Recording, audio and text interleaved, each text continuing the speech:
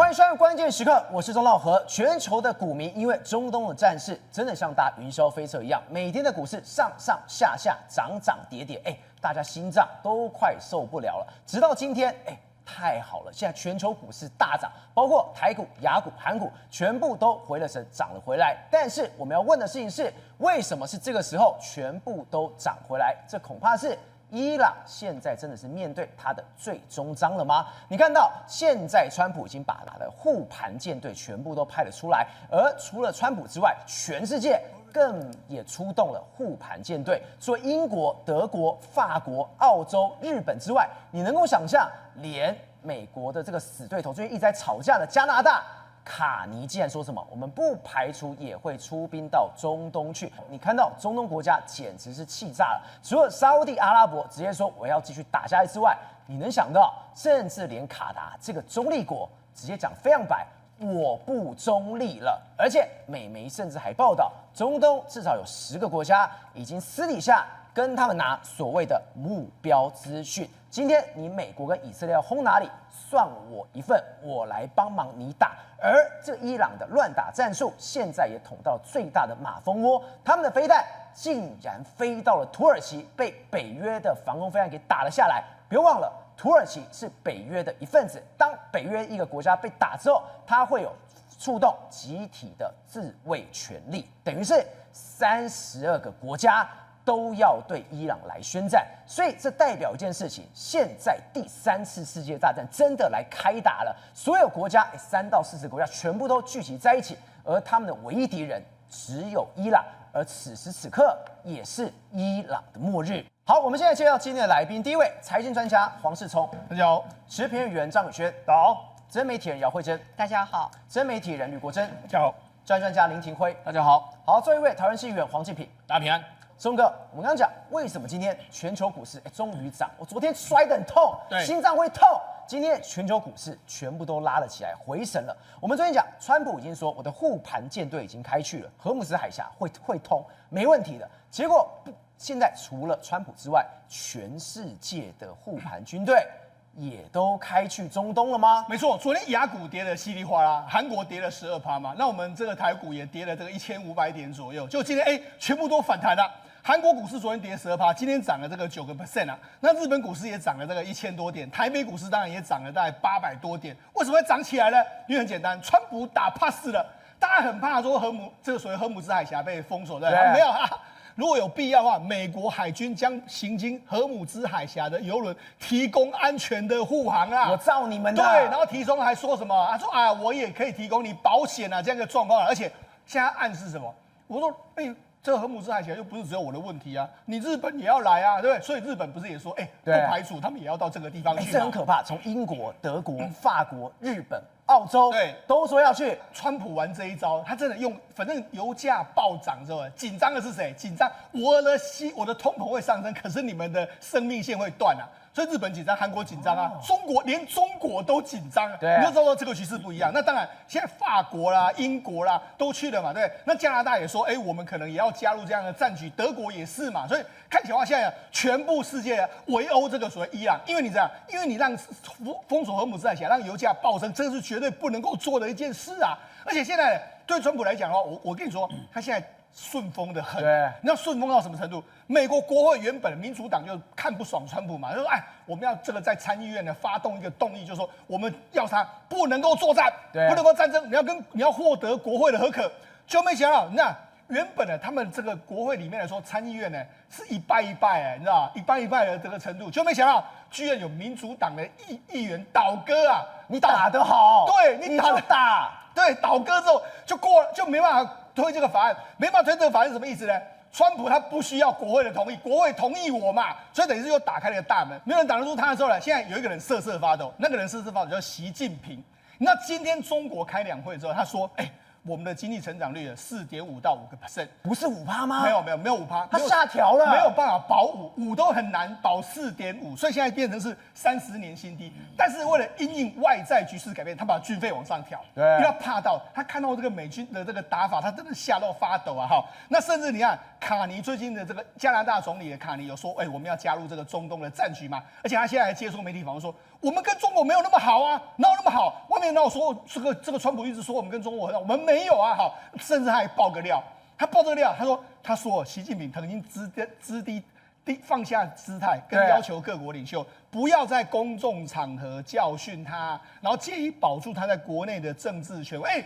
你卡尼居然还泄他的底啊！卡尼还反打习近平一枪，说习近平多爱面子，是不要在公共场合羞辱对我。他的意思是说，如果你有什么问题，你可以跟我讲，但是你不要羞辱我啊！这样说，所以我在说狼你衰了。你看这个伊朗很倒霉，那跟伊朗走在一起的中国也很倒霉。那现在川普呢是走在一个顺风顺水的这个状况，所以说接下来的话，看他怎么去继续碾压伊朗目前的这个情形了。松哥，为什么说这根本跟第3次世界大战一样？我们都知道，伊朗光是这几天下来就一招乱轰乱炸，没错。结果炮弹飞弹是不长眼的，谁都没有办法想到。飞弹竟然飞到了土耳其，被北约的防空网给打了下来。这可是出大事！你怎么敢去打北约的土耳其？对，没错，我就说嘛，事实上这个伊朗这一次的这个好像有点乱打之后，捅到马蜂窝了。捅到什么马蜂窝呢？居然因为北约的这个防空系统就说了，我们在这个4号的晚上的时候，拦截到一枚从伊朗发射到土耳其的这个飞弹。对，那因为已经被拦截下来了，所以你可以看到拦截的状况有这个残骸嘛，残骸就掉在土耳其的南部。我们现在看到这个飞弹，对，这个飞弹来说的话，土耳其官方也有发表他们的相关的这个说明嘛，所以就说你这个我们已经被摧毁了这样一个状况。可是你知道这个问题严重点在什么地方吗？因为假设这次幸好没有这个任何的状况，假设它攻击到了，对不对？真的击中了，然后造成人员伤亡，甚至军队的伤亡的时候，你知道北约因为土耳其也是北约的会员国，对，那北约有一个叫做北约的第5条条款的集体防御，也就是说有一个国家呢被这个攻击的时候，我们可以集体防御，甚至不排除呢集体对这个国家宣战。对，所以说这样啊。那你知道现在有多少？32个北约国。对啊，如果你真的土耳其真的怎么样，他真的不爽了，是你真的触发掉这个第5条，对，32个国是开到你伊朗，对，没错。而且现在有一个人在那边等待，那是谁？北约秘书长吕特。对，你知道北约秘书长吕特，跟川普骂，他也是很想参战的。我跟你讲，全世界可能北约最想参战，可是问题是没办法参战。就你要给他一个理由说，他说，你看北约成员国对于美国总统川普针对伊朗核武的这个还有导弹的这个所谓能力的军事行动，对，普遍抱持支持的态度。盟国基本上以大规模的这个方式来支持总统正在推行的这个事情，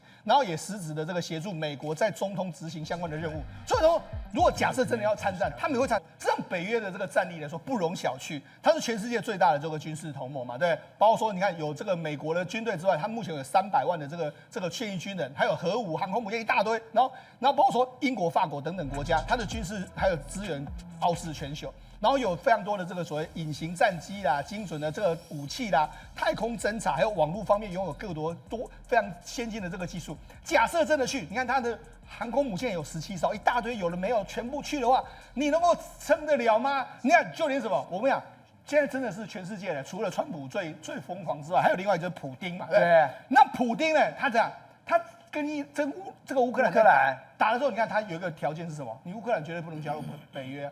你加入北约，我就不能打你了啊！而且那他北约旁边不是这个有一个会员国就是波兰吗？对，他老是都飞弹都不敢打到波兰那个地方去啊！你说北约强大到连这个普丁都不敢动，不敢动啊！结果你伊朗还傻你就去动土耳其，对，所以我就说伊朗人不长眼睛。好，那要北约的话，现在是整戈待旦。如果真的必要说土耳其小小就被打，我就打。那像加拿大也可能要去。我们现在看到是什么？美军跟以色列怎么样肆虐这个剩下的伊朗的这个导弹，对，伊朗的这个所谓无人机。你看到这个地方是有东西的，是这边也有东西，对，这边有东西，是。结果下一秒钟，它的飞弹井或是它的地下碉堡，就一瞬间，对，钻地弹就下去了，对，钻地弹下去之后，什么都没有了。对，那伊朗现在呢，他们还是西亚眼最配，他们还说什么啊？你看，我们还有什么城下，我们还有你隐藏不知道的这个飞弹在这个地方啊，他们宣传，对，就照你这样宣传的上一秒，宣传下一秒之后就砰。你还在吹，对，我下面有多少的导弹，对，有多少的无人机，对，结果就变成这个所谓卫星图一样，是钻地弹就下去了，对，没错，就把你处理掉了。对，他们电视台报道完之后，我在你对，我就把你处理掉。好，那就这样。好，那么现在到底是这个以色列跟这个所谓的美国都说我们已经控制伊朗的这个领空了，好，那控制到什么程度呢？这有一个这个动画是什么？以色列就说，你看我们现在哪里给他照咖？我们看伊朗在这边哈，对。那以色列这边，以色列距离伊朗其实如果用德黑兰距离1600公里，很远的。就你看，他就是这个所谓蓝点是什么？就以色列军机呢，飞到这个伊朗境内的这个哪里给他照看？你看飞到这边，那绕回来，飞到这边绕回来，飞到这边绕回来，它不是飞太夸张了，它不是飞边境，它是飞到这里面来。那这个地方就是德黑兰嘛，对不对？那这就是伊斯法罕这些大城市，就飞到这边哦。那不是你那你给他照看了，这个很远很远呢，他都直接跟你进去了。所以他是怎么形容这件事？他说这个距离差不多就是台湾的军机飞到中国武汉。轰完一整圈，轰拜，轰完再回到台湾。对啊，他是这样子干的。对，那伊朗现在他防空是零了，对，完全没用了。伊朗完全侦查不到嘛，就是这样一个情形嘛。好，那除了这个表面上的这个武器、无人机、什么飞弹都被击掉之外，还有另外一个。美军现在不是公布，我们昨天不是讲到吗？这个伊朗引以为傲的王牌的这个军舰啊，这个德西亚不是被炸掉吗？对，这个很夸张。美国后来公布了相关的这个画面，这画面是水平面拍的。对，那水平面拍的话，这个赫格34错了，没有错，我们就是出动潜舰。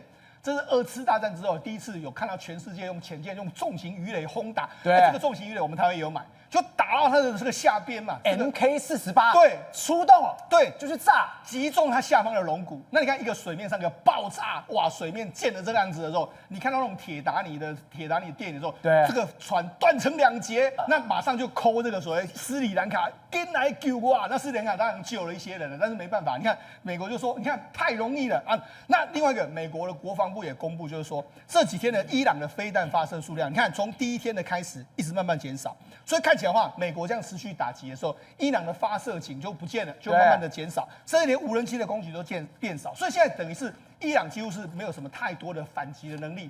那偏很没有反击能力，你就乖乖的嘛。但是我觉得伊朗似乎是说，那我就把全世界搅乱一池春水。不是，我们刚刚已经讲，他没有反击能力的情况下，他竟然去打了土耳其。对，你说他打土耳其还不够，他现在是要把所有的中东国家，我就把你拖下水。对，就以为你会去跟美国那边 argue 这件事情，是没有。中东国家真的怒了，对，冰斗了。对，事实上我讲，今天川普讲了一件事非常有意思，他说现在这个所谓的伊朗已经疯了，为什么？他说他现在攻击的国家有些还是他的同盟，以前的同盟他现在居然攻击他，当然为什么川普讲这句话？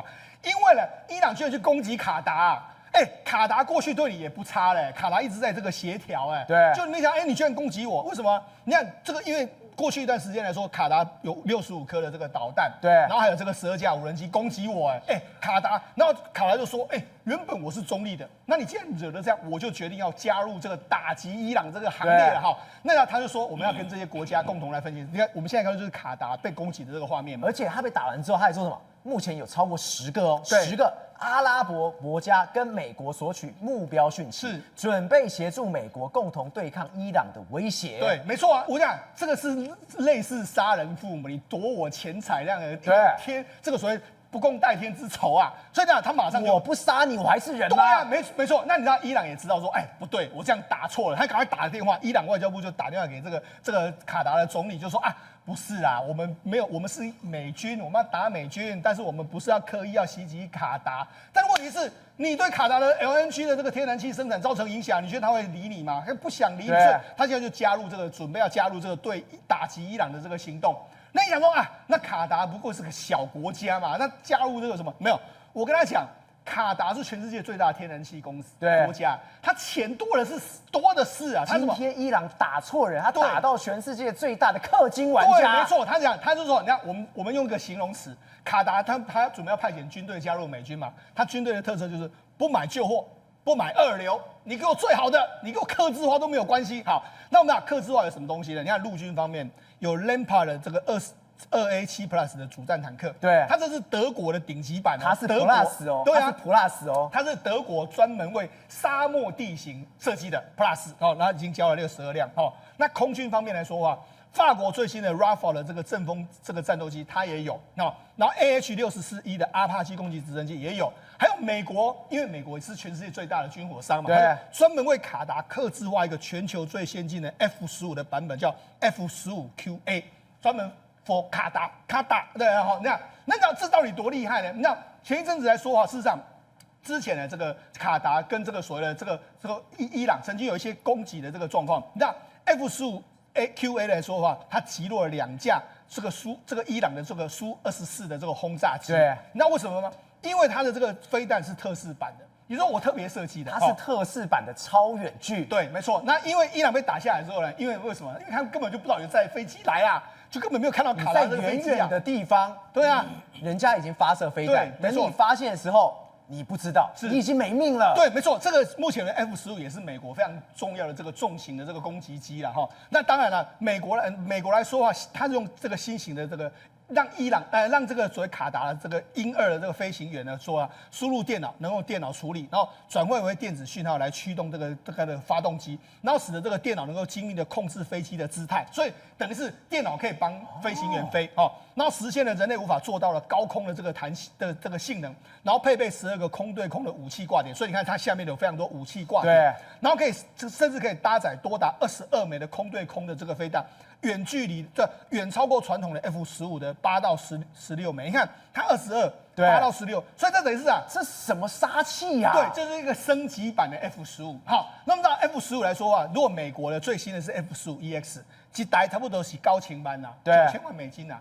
那你知道这个特仕版，它是这个 F-15QA 呢？它36架总价是120亿，折合每架是3.3亿，3.3亿比现在的这个 F-35都还要贵很多9000万 VS 3.3亿。那为什么呢？因为卡达不缺的就是钱嘛，对，所以你要给我做到最好。田伟老师，我们刚刚讲一件事情，现在不单单只是美国，全世界5大洲里面有4大洲都已经表了态，全部都开了过去。现在大家就想问一个问题。那你习近平，你中国去了哪？我跟你讲，他已经躲了起来，但躲起来是没有用的。你看到今天连中国的国师都出来讲话了。中国国师，你看到外媒怎么讲？他说哈米尼倒台凸显了中国在军事人工智慧方面落后美国。北京顾问发出警告，这个国师就叫做郑永年。他怎么说？他说：面对美国如此成熟的技术部署，如果中国没有等同实力。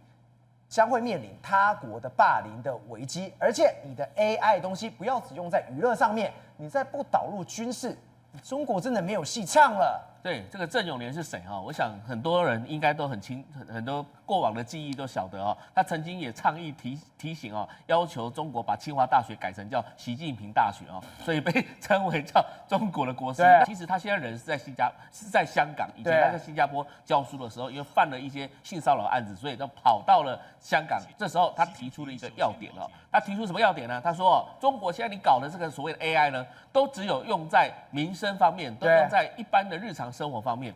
但是呢，你像美国，他现在斩首这个哈米尼，对哦，那美国在处理这个马杜洛的事情，你可以看到这个所谓的 AI 不是只有用在民间而已，它是用在军事上。所以他认为中国现在军方应该要跟上脚步。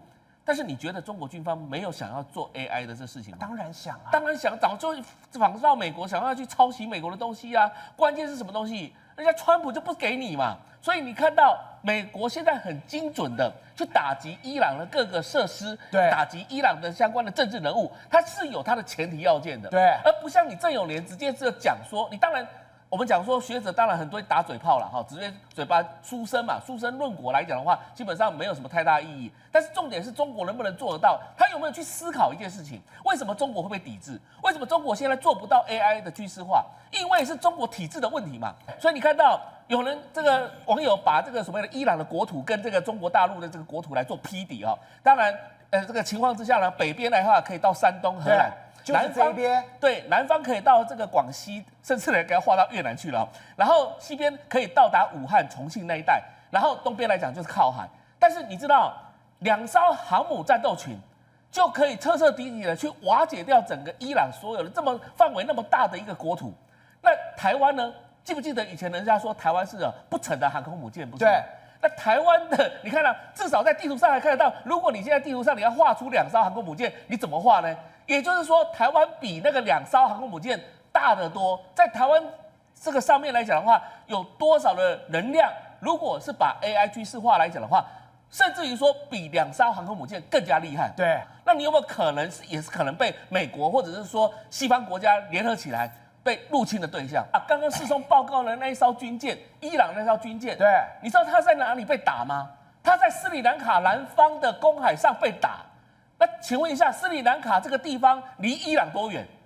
它很远的嘞。你把地图一摊开来讲的话，它距离至少是1-2千公里以上的，千里追杀的。但这个问题来了，它不是从伊朗跑出来的呢，它是跟印度举行完联合军演之后，然后在印度的港口访问完之后，然后往南走，进入到印度洋到公海的时候，结果被美国的潜水艇锁定之后，然后发射一颗鱼雷飞弹过去之后，结果整个爆炸。你知道，它根本也没有被鱼雷炸到，它是鱼雷在它的船尾底下爆炸之后，整个扬起来的这个所谓的震撼，然后让船舶飞起来，对，飞到空中去之后断掉之后，船首再沉到海里去了呢。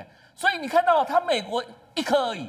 一颗就端掉一艘军舰，你中国说下了水饺300多艘的军舰，美国只要用300颗鱼雷，说不定就是这样子把你全部端掉。所以不是说中国大陆的这个军事能量不佳，而是你对上了美国太厉害了，因为它的 AI 加上它的军事能力，它已经进化成另外一个阶段了。那现在来讲的话，也有学者提到说，对中国的经济方面来讲造成严重的影响。今天李强讲4.5%到4.5%到5%的这个 GDP， 其实说真的还有可能会下修，因为为什么呢？因为如果所有的石化产业掌控在美国的手上，这时候中国它的制成品大概都是要跟石化产业有关的，所以未来来讲的话，中国的经济真的是不妙。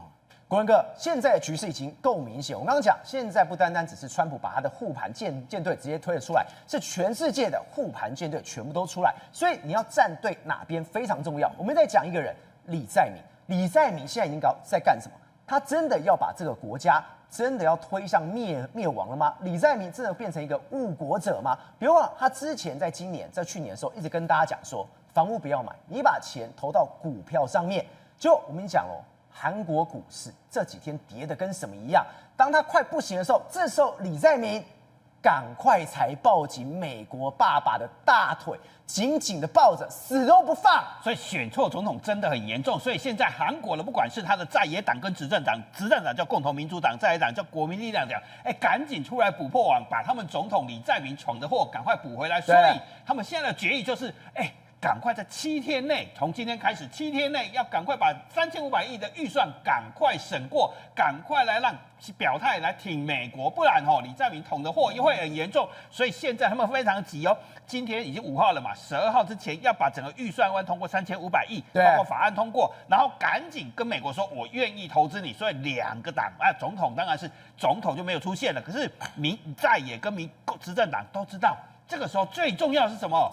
表态挺美国，然后承认他们总统犯了错误。他们总统犯了什么错误？为什么亚太股市、全球主要股市它跌最凶，韩股最惨，跌到熔断，继续跌。对，因为他闯了大祸，在他们3·1节里面跑出来制止，而且刚好是美国斩首哈米尼的时候，他讲出来国际秩序因为强权而瓦解，意思就是美国正在破坏世界秩序，然后应该尊重北韩啊，不可以乱闯进里面啊。看得懂的人，包括他的在野党或国会，都批评，李在明，你这种讲这些话，等于不是在批评川普的斩首行动吗？你在暗喻说你不可以闯入别人的国家，不可以去斩首别人吗？对，而且不要去破坏秩序。全世界只有他敢干这样的事情，而且去讽刺川普。所以，你又觉得很奇怪。大家都知道天然气有危机嘛，石油可能有危机，但是唯独它亚太股市，日本跌了2-3%，台湾大概也跌了3%，我们跌下来马上反弹了。结果只有韩国，你知道吗？第一天就垄断，第2天再垄断，跌了18%，整个韩国是哀嚎遍野啊，就是。李在明特别的去得罪美国，特别去点川普，难怪整个华尔街从那边撤出来的资金特别的多。所以韩国现在其他政治人很清楚，赶快把这个法案7天内立即通过。7天其实非常赶呐。而李在明还以为自己是股神，是散户的造神者，是韩国股市造物机，你知道吗？去年就跑出来说，炒房地产是罪恶啊，国家会因此亡国啊！你们不应该替炒房的投机者说话，大家应该干什么事情？大家要把房地产卖掉，他还自己带头把房地产卖掉，卖掉之后赶快把钱投入股市，这样的经济效应非常的大，所以他去年做的这件事情被称赞哦。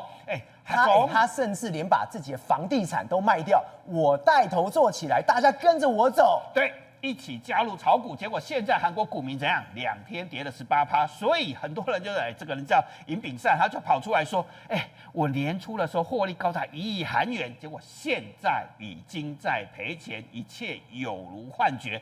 这是韩国广大投资人的普遍现象，对，跌了非常的凶啊，一天跌12%。你们台积电如果换成12%是跌240块，如果是台股点数要跌4000点，到时候不是总统要下台，立法院要下台，连国会、韩国瑜都要下台，通通都要下台，太气了。2天如果跌8000点，你看台湾会发生什么事情？8000点哦，不是一天，它是跌2天哦，所以韩国的股民就是这样的状况。对，所以韩国除了国会议员赶快说，我们不要理这个总统了，我们赶快通过，不管在跟执政，赶快通过那3500亿了。再来，他们央行马上开紧急会，他本来要去IMF开会，赶快回来。这代表什么？你知道吗？韩国央行总裁突然间延后出席，代表韩国可能发生金融危机耶，因为暴跌下去，再跌个几天，如果每天这样跌，对，这些人可能跳楼自杀了，要非常的小心。这已经不是幻觉了，再跌下去变噩梦，变地狱了。所有人都会变成资产都泡沫啊！所以现在最惨啊！你有听到台湾的天然气船卡在荷姆兹海峡吗？你有听到其他国家卡在荷姆兹海峡？没有，唯独它卡了7艘在那里。我现在你看哦，这不是开玩笑哦，这是朝鲜日报报的哦。他说，韩国企业7艘邮轮被困在荷姆兹海峡，而且里面最内文的一句话什么？执政党跟财经界紧急发布这种所谓恳谈会，请政府支援。你要救我，你不要开玩笑。所以这个是接近韩国7天的用量，还有它里面还有一些气体，还有天然气，所以氦气也会缺货。